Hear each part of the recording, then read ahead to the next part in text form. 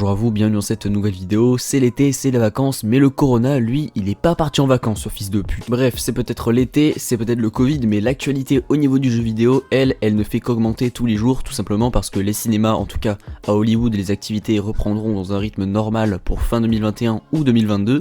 Autant vous dire que le Covid il a tout niqué, il a retourné les games ce bâtard, mais c'est pas grave, puisque là il va y avoir la PS5, la Xbox et tous les gros jeux hyper attendus. Et aujourd'hui j'avais envie de parler de mes plus grosses hype pour cette année 2020-2021 au niveau du jeu vidéo, parce qu'il y a du lourd, un petit peu comme Lukaku. Bref, c'est parti, on y va. Par contre, avant, je voulais juste préciser que c'est mon avis évidemment, parce qu'il y a encore des gens qui ne comprennent pas le mot objectivité apparemment, donc voilà.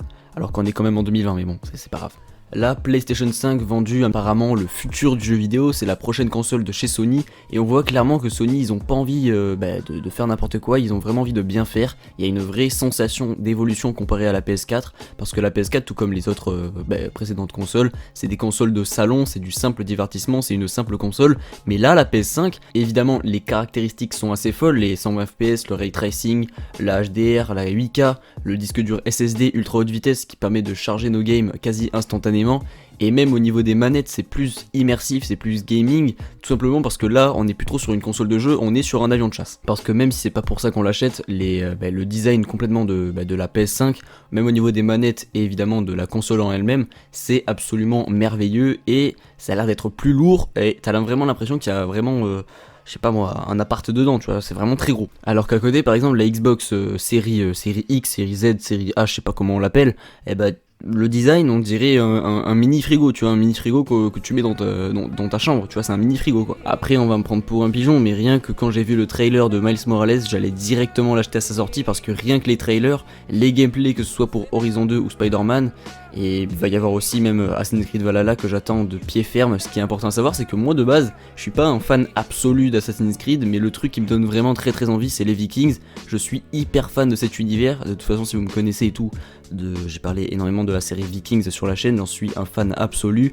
Et là, j'ai hâte de savoir ce que ça va donner sur l'univers d'Assassin's Creed et sur la PS5. Et ensuite là on parle d'une de mes licences de jeux vidéo préférées, Far Cry. J'en suis un fan absolu de cette licence, de tout cet univers. J'ai adoré Far Cry 3, Primal et le 5. On pensait justement que Far Cry 6 allait suivre les origines du personnage de Vaas, alors c'est pas complètement officiel, mais finalement il se pourrait que non.